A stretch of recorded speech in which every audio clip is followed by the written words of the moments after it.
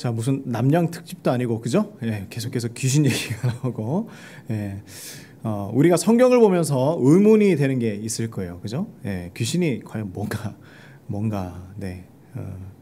그러나 우리가 생각하는 그러한 귀신들과는 많이 다르다라는 것을 우리가 염두에 두고 오늘 말씀을 보면 좋을 것 같습니다.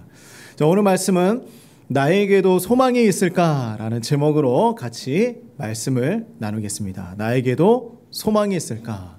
네, 소망이 있습니까? 소망이 있어요? 우리 친구들 소망이 있습니까?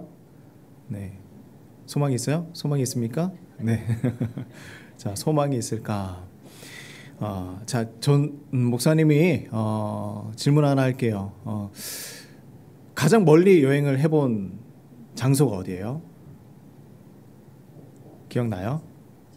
제주도. 또 어디 있을까요? 어디 있을까요? 제주도밖에 없어요? 중국 기억이 안 나고. 네, 어때요? 자, 우리가 그런데 이제 여행을 하기 위해서 멀리 가기는 해요. 그런데 누군가를 만나기 위해서 가장 멀리 가본 경험이 있으십니까?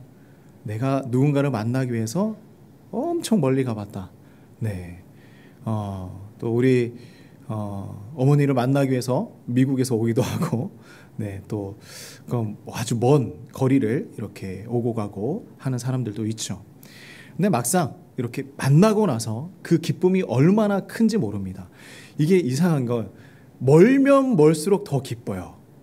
멀면 멀수록 또 힘들게 오면 올수록 만났을 때 더 큰 기쁨이 있다는 것을 발견할 수가 있습니다. 자, 우리 한번 봅시다. 그러면 세상에서 가장 먼 거리의 여행지는 어디일까? 사람들이 많이 질문을 해요.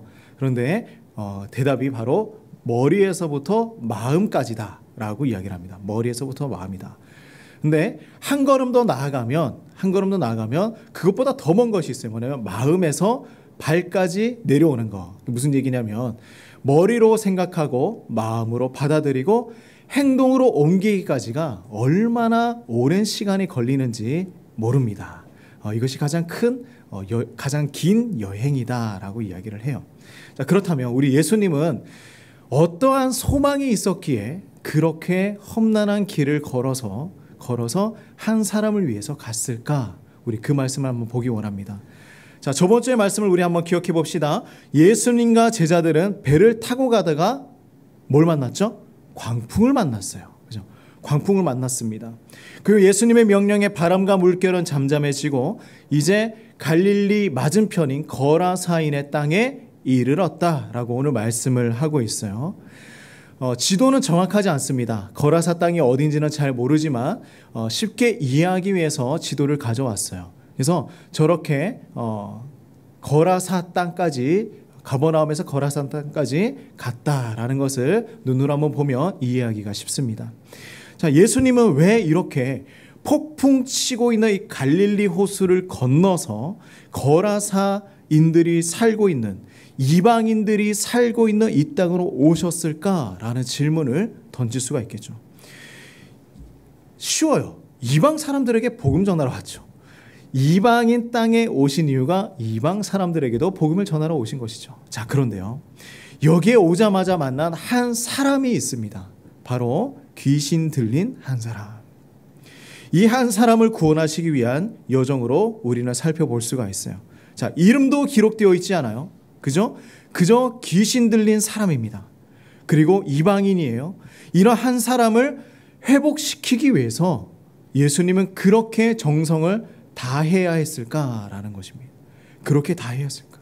그냥 갈릴리 지역을 더 돌아다니시면서 복음 전하면서 많은 사람들 치유하고 회복시켜 주셨으면 안 됐을까? 왜 굳이 배를 타고 험난한 그 호수를 지나서 이 이방인 땅까지 오셔야 했을까? 왜 이 귀신 들린 한 사람을 만나야 하셨을까라는 것입니다.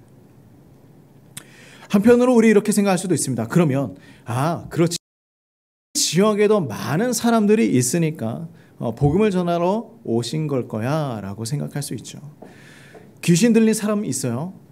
그리고 목격자들도 있습니다. 그리고 이곳에 거주민인 거라사인 사람들도 있습니다. 예수님과 함께 온 제자들도 있어요. 많이 있어요. 많은 사람들이 있습니다. 그러나 예수님께서 지금 집중하고 있는 것은 누구예요? 바로 이 귀신 들린 한 사람이라는 거예요. 귀신 들린 한 사람입니다. 우리도 예수님처럼 이 한 사람에게 오늘 집중해 보면서 말씀을 나눠보기 원합니다. 자, 27절 말씀이에요. 앞에 화면 보고 같이 한번 읽겠습니다. 자, 시작. 예수께서 육지에 내리심에 그 도시 사람으로서 귀신 들린 자 하나가 예수를 만나니 그 사람은 오래 옷을 입지 아니하며 집에 거하지도 아니하고 무덤 사이에 거하는 자다. 좀 그죠? 보니까 무서워요. 이 귀신 들린 사람이 어떤 사람인지 단서가 세 가지가 나옵니다. 자, 옷을 입지 않고 살아갔다. 그죠? 그리고 집에 머무는 사람이 아니었다. 자신의 집에 사는 사람이 아니다. 그러면 어디 사느냐? 자, 세 번째, 어디 살아요? 무덤 사이에 살아가는 사람이었다. 이것만 보아도 정상이 아니라는 것을 우리는 알 수가 있습니다. 자, 28절 말씀도 한번 봅시다. 예수님을 만나고 이 귀신은 뭐라고 예수님에게 이야기하느냐? 볼까요? 시작. 예수를 보고 부르짖으며 그 앞에 엎드려 큰 소리로 불러 이르되, 보세요. 지극히 높으신 하나님의 아들 예수여, 당신이 나와 무슨 상관이 있나이까? 당신께 구하노니 나를 괴롭게 하지 마세요. 괴롭게 하지 마세요. 귀신 들린 사람이 예수님을 만났어요. 만나고 하는 이야기가 지금 바로 이 내용입니다. 자, 그런데 이 사람이 하는 내용이 아니겠죠. 귀신이 그 안에 있던 귀신이 하는 내용입니다. 자, 그가 하는 내용을 잘 살펴봅시다. 뭐라고 합니까? 지극히 높으신 하나님의 아들 예수여라고 분명하게 이야기를 하고 있습니다. 누구인지 정확하게 알고 있는 거예요. 지난주 말씀 기억하십니까? 폭풍을 잠잠하게 한 예수님을 보고 수많은 사람들이 뭐라고 얘기했죠? 뭐라고 얘기했습니까? 그가 누구이기에 이 바람과 물도 순종하는가라고 이야기를 합니다. 누구이기에. 자, 그런데 이 귀신은 예수님이 누구인지 알기 때문에 두려움에 빠졌어요. 근데 저번 주에 그 제자들은 예수님이 어떤 분인지 정확히 알지 못했기 때문에 두려움에 빠져 있었죠. 자, 구분이 되십니까? 오늘은 예수님을 알기 때문에 두려움에 빠졌습니다. 이 귀신은 예수님과 가까워질 수 없는 존재였어요. 하지만 우리는 예수님과 가까워질 수 있습니다. 예수님이 어떤 분인지 알면 알수록 우리는 세상의 두려움이 아니라 주님이 주시는 평안으로 살아갈 수 있는 존재들입니다. 우리는 주님의 자녀들이죠. 자, 그래서 우리 이 귀신이라는 존재를 조금 더 살펴봅시다. 그가 예수님에 대해서 고백하고 이어서 말하고 있는 내용은 무엇입니까? 당신이 나와 무슨 상관이 있습니까? 라고 이야기를 하고 있어요. 그렇습니다. 상관이 없어야 하는 존재예요. 예수님과 상관이 없는 존재, 예수님에게서 완전히 떠나가야 하는 존재가 바로 이 존재이죠. 하지만 지금은 상관 있는 존재가 되었습니다. 왜 그럴까요? 이 귀신이 누군가를 붙잡고 있기 때문이에요. 붙잡고 있는 이 사람 때문에 예수님은 그냥 지나쳐갈 수가 없었습니다. 예수님에게는 그냥 지나갈 일이 아니었어요. 이 귀신 들린 사람 때문에 폭풍이 부는 호수를 건너 오신 것입니다. 자, 그러면 예수님은 어떻게 하실까? 이 존재는 예수님과 가까이 있기만 해도 두려웠어요. 그리고 괴로웠습니다. 그가 왜 괴로워하고 있었을까? 자, 성경에 기록하고 있죠. 29절 말씀을 같이 읽어보겠습니다. 이는 예수께서 이미 더러운 귀신을 명하사 그 사람에게서 나오라 하셨습니다. 귀신이 가끔 그 사람을 붙잡음으로 그를 쇠사슬과 고랑에 매어 지켰으되 그 맨 것을 끊고 귀신에게 몰려 광야로 나갔더라. 자, 보세요. 예수님께서 이미 그에게 명령했어요. 그에게서 나오라 라고 했습니다. 근데 이 귀신은 여기에 머물고 싶었던 거예요. 이 사람에게 머물러서 더 괴롭히고 싶었던 것입니다. 여기 있고 싶었어요. 그런데 거기서 나와라, 떠나가라 라고 이야기를 했습니다. 이 사람에게 귀신이 무엇을 했기 때문입니까? 사람을 붙잡았습니다. 그냥 붙잡고 있던 것이 아니에요. 사람의 몸을 강하게 붙잡고 여기저기에 끌고 다녔습니다. 마치 노예처럼 끌고 다니는 거예요. 그래서 원래는 쇠사슬과 고랑에 묶어 놓았던 사람이었습니다. 그러나 그 힘이 얼마나 센지 그것을 풀고 돌아다니더라. 광야로 나와 있더라. 자, 여기에서 우리는 사단의 목적을 발견할 수가 있습니다. 무엇일까요? 우리는 사단이 어떤 존재이며 어떤 시도를 하는지 한번 생각을 해보아야 하는 거예요. 복음주의 신학자 제임스 패커 교수님은 이런 이야기를 했습니다. 사단에게는 건설적인 목적이 전혀 없다. 그의 전술은 하나님의 계획을 좌절시키고 사람들을 파괴하는 것만을 목적으로 한다라고 이야기를 합니다. 건설적인 목적이 없어요. 무너뜨리고 파괴하고 실패하게 하고 분열하게 하는 것이 사단의 목적입니다. 그들은 파괴하고 망치는 일만 합니다. 이것이 그들의 능력이에요. 그들은 만들어진 존재입니다. 그렇기 때문에 하나님처럼 능력이 있는 것은 아니에요. 하지만 이 세상에 대해서 거대한 영향력을 발휘하며 있는 존재입니다. 우리 이솝 이야기를 알고 있나요? 정갈과 개구리의 이야기를 들어보신 적이 있으십니까? 정갈과 개구리의 이야기입니다. 정갈은 개구리에게 자신을 등에 업고 개울을 건너갈 수 있도록 도와달라고 요청을 합니다. 정갈은 헤엄을 칠 수가 없었어요. 그래서 개구리에게 나 이 개울을 건널 수 있도록 도와줘. 근데 개구리는 두려웠던 거예요. 왜냐하면 정갈 독이 있잖아요. 침이 있잖아요. 자신을 쏠까 봐 두려웠던 것입니다. 그래서 싫어, 안 되겠다. 근데 한 번 더 요청을 합니다. 그럴 일 없을 거야. 그럴 일 없어. 너를 찌르지 않을 거야. 나를 제발 이 개울을 건너갈 수 있도록 도와줘라고 이야기를 합니다. 그래서 개구리는 어쩔 수 없이 등에 이제 조심스럽게 얹고 개울을 건너기 시작을 해요. 중간쯤 갔을 때 갑자기 으악 하고 비명을 지릅니다. 왜 그랬을까요? 정갈이 찔렀어요. 개구리를 찔렀습니다. 그랬더니 개구리가 얘기하는 거예요. 너 왜 나를 찌르냐? 내가 지금 여기서 찔려서 죽으면 너도 물에 빠져 죽게 될 것인데. 그랬더니 정갈이 이렇게 대답해요. 알고 있어. 알고 있어. 나도 알고 있어. 그런데 어쩔 수가 없어. 왜냐하면 나의 본성은 찌르는 것이기 때문이야. 이게 바로 정갈의 이야기죠. 사탄의 속성이 바로 이렇습니다. 찌르고 파괴하는 거예요. 어쩔 수가 없어요. 그는 그런 존재입니다. 개구리와 같이 우리가 사단을 등에 업는 일은 없어야 하는 것이죠. 자, 그래서 31절에서 33절 말씀 같이 한번 봅시다. 도대체 이들은 어떻게 해달라고 했을까? 자, 무적행으로 들어가라 하지 마시기를 간구하더니 마침 그곳에 많은 돼지떼가 산에서 먹고 있는지라 귀신들이 그 돼지에게로 들어가게 허락하심을 간구하니 이에 허락하시니 귀신들이 그 사람에게서 나와 돼지에게로 들어가니 그 떼가 비탈로 내리달아 호수에 들어가 몰사하거늘. 자, 예수님을 만난 귀신은 그들의 목적과 계획이 실패했다는 것을 알게 되었습니다. 예수님의 목적은 무엇입니까? 치유하는 것이고 생명을 주고 구원하는 것입니다. 사단의 목적은 무엇입니까? 죽이고 파괴하는 것입니다. 예수님은 이 사람을 그냥 내버려 두지 않으십니다. 자, 우리 말씀을 한번 다시 봅시다. 귀신들의 태도가 지금 어때요? 그들은 예수님을 만나서 무릎 꿇을 수밖에 없었습니다. 그들의 존재 입장이에요. 무릎 꿇을 수밖에 없었습니다. 그리고 허락을 받아야 했어요. 허락을 받아야 했습니다. 예수님, 우리가 저 돼지떼로 들어갈 수 있도록 허락해 달라고 얘기합니다. 예수님이 허락해 주니까 거기로 들어가는 것이죠. 자, 그런데 이 일이 있고 나서 또 다른 문제가 발생합니다. 돼지를 치고 있던 그 사람들이 도망가서 성내와 마을 사람들에게 알리기 시작을 했어요. 그들은 귀신을 본 것은 아니지만 귀신들이 한 짓을 목격을 했죠. 사람들은 이 소식을 듣고 몰려왔습니다. 자, 그리고 이렇게 이야기를 하고 있어요. 자, 35절에서 37절 말씀입니다.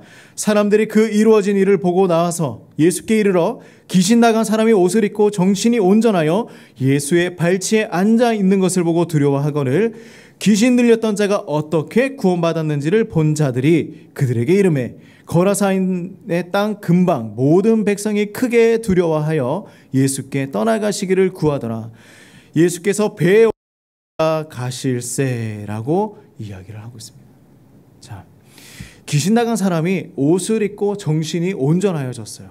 정신 차렸어요. 이제 온전한 사람이 되었습니다. 새 사람이 되었습니다. 예수님 근처에 앉아 있는 거예요. 근데 이 모습을 보고 사람들이 두려워하기 시작했어요. 왜 그랬을까요? 왜 두려웠을까? 마치 귀신이 예수님을 바라보고 두려워했던 그 모습과 비슷하지 않는가? 그들의 말 그랬던 거 아닌가? 성경에는 그 이유를 설명하고 있는 것은 아니에요. 그래서 많은 사람들이 어떻게 얘기하냐면, 우리의 돼지떼, 우리가 기르고 있던 돼지떼들이 다 물에 빠져서 죽게 되었고 우리의 소산과 우리의 기업이 없어졌기 때문에 두려워하는 것이다 라고 이야기를 하지만 이유는 알 수가 없습니다. 뭐라고 하고 있냐면, 말씀해 보면 예수의 발치에 정상인, 그 귀신 들렸던 사람이 정상인이 되어서 앉아 있는 것을 보고 두려워한다고 이야기를 하고 있죠. 예수님의 능력을 경험했던 사람들이 그것을 보고 나누어지는 거예요. 예수님의 능력을 본 사람들은, 어떤 사람들은 떠나가기를 원하고 어떤 사람들은 머물러 있기를 원하는 것입니다. 자, 우리 더 한번 살펴봅시다. 풍랑을 만났던 제자들의 모습이 떠오르지 않습니까? 이들은 지금 뭐라고 하고 있습니까? 예수님의 능력을 보았던 사람들은 예수님, 지금 나에게서 떠나가 주세요라고 얘기하고 있어요. 예수님, 나를 떠나주세요. 예수님과 함께 있기 싫습니다라는 얘기거든요. 예수님, 내 삶에 들어오지 마세요라는 얘기거든요. 두려워요. 예수님을 알고 나니까 두려운 거예요. 나의 모든 것들이 다 드러날까 봐 두려운 것입니다. 그런데 여기에서 다른 한 명이 있어요. 귀신 들렸던 사람이죠. 자, 이 사람은 뭐라고 합니까? 나는 예수님과 함께 동행하고 싶습니다. 함께 있고 싶습니다. 예수님의 능력을 알고 나니까, 내 삶이 변화되고 나니까 다른 거예요. 어쩔 수가 없는 거예요. 같이 있을 수밖에 없는 것입니다. 풍랑을 만났던 제자들의 모습 한번 생각해 봅시다. 두려움에 휩싸이게 되면요, 눈에 보이는 게 없어요. 그죠? 그냥 예수님이 어떤 분인지 기적을 많이 보고 왔지만, 하나님의 아들인 것도 알고는 있었지만, 그들은 지금 무엇을 보았습니까? 단지 그냥 사람인 예수님, 잠을 자고 있는 예수님을 보았던 것이었죠. 분별할 수가 없어요. 배 위에 있던 제자들은 두려움으로 예수님을 잃어버린 것이었습니다. 지금 이 거라사 지역에 있는 사람들도 예수님께서 하신 일을 바라보고 두려워서 예수님 떠나가기를 요청하고 있는 거예요. 눈앞에 귀신 들린 사람이 구원을 받고 정상적인 삶을 살게 된 그 놀라운 기적을 보았음에도 예수님 떠나세요. 떠나세요. 무엇이 중요한지 분별할 수가 없습니다. 두려움은요, 믿음을 밀어내는 것입니다. 그런데 믿음은 두려움을 밀어내게 되는 것이죠. 우리는 두려움이 아니라 믿음으로 예수님을 바라보는 성도가 되길 소망합니다. 우리 예수님은 사람들의 요청에 그곳을 떠나기 위해서 배에 올랐습니다.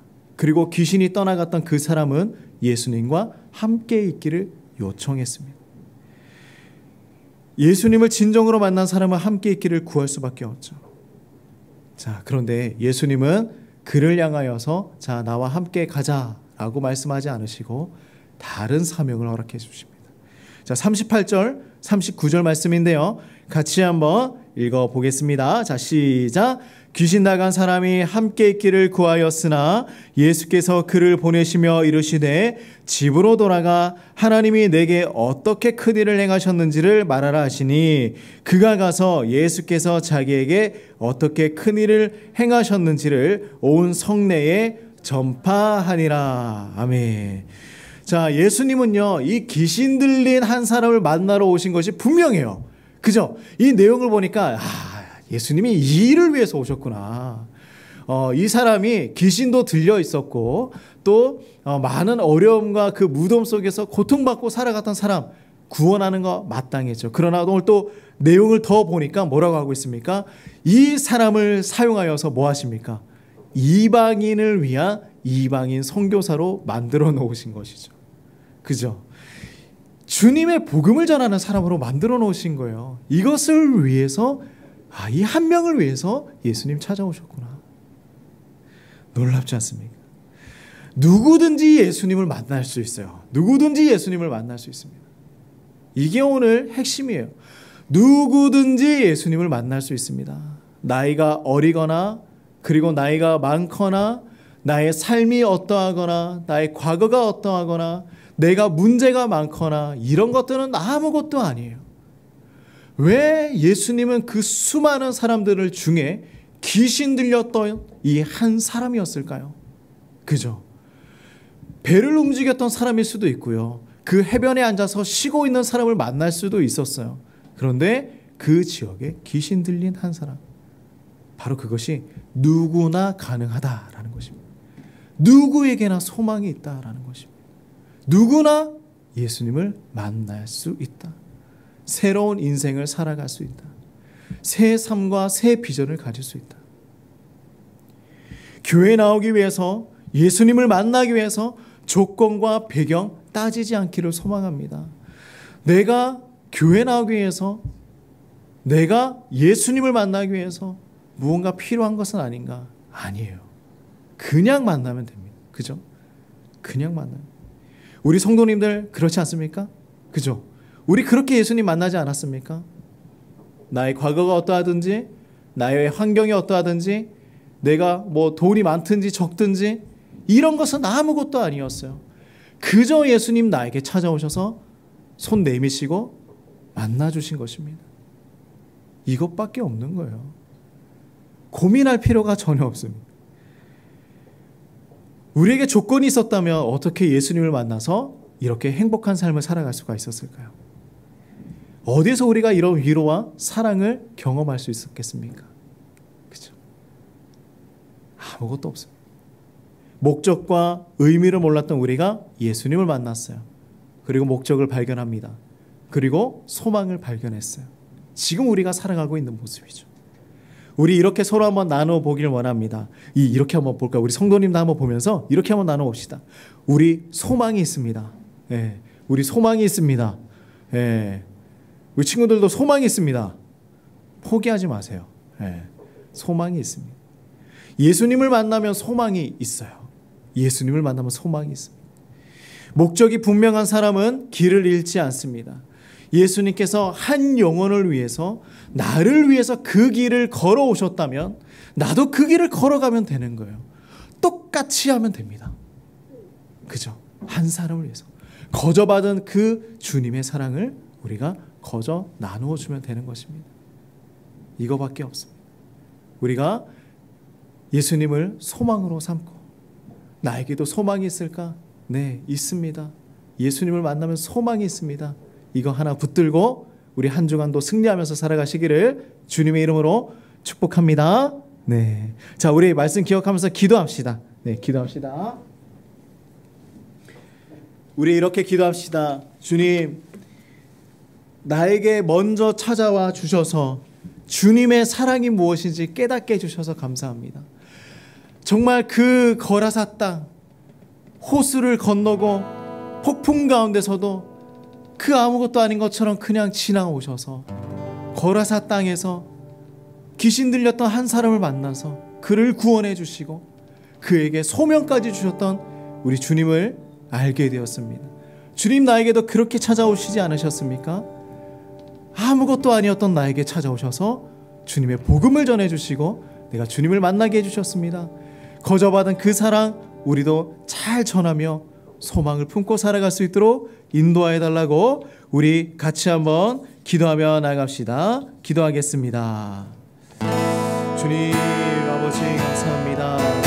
주여 아버지, 우리가 정말 주님 앞에서 정말 소망 없던 사람이었습니다. 목적도 없고 하나님 비전도 없던 그런 사람이었습니다. 아버지, 우리가 세상의 욕심을 따라서 살아가는 사람들이었습니다.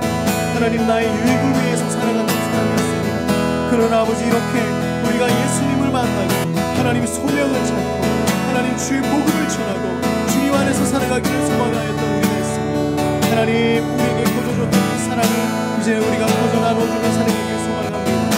하나님, 여기 있는 우리 성도님들에게 주님 분명한 목적을 허락하여 주시고 하나님, 나에게도 소망이 있음을, 하나님 나에게도 아버지 희망이 있음을, 나에게도 목적과 하나님 그 분명한 하나님의 비전이 있음을 우리가 발견하며 나아갈 수 있도록 주여 도와주시옵소서. 하나님, 우리가 아버지,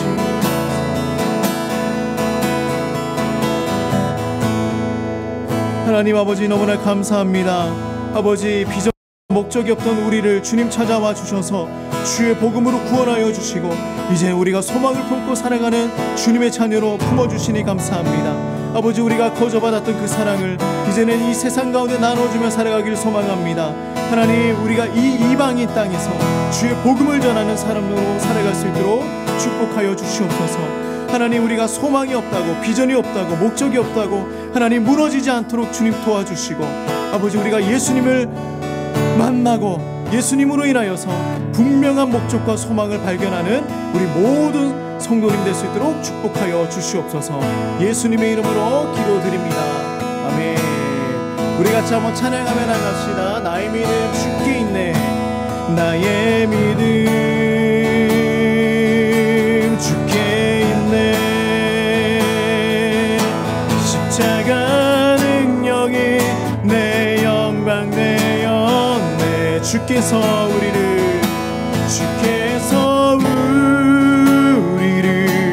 승리케 하셨네.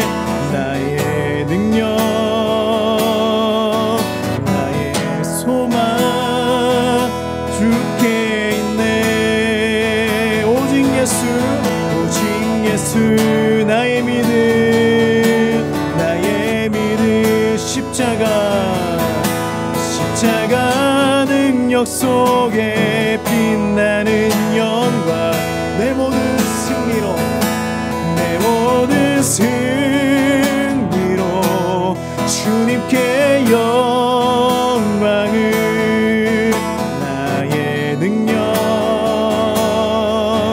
나의 소망 주께. 우리 한 번 더 선포합시다. 오직 예수, 나의 믿음 십자가 능력 속에 빛나는 영광. 내 모든 승리로 주님께 영광을. 나의 능력, 나의 소망 주께 있네.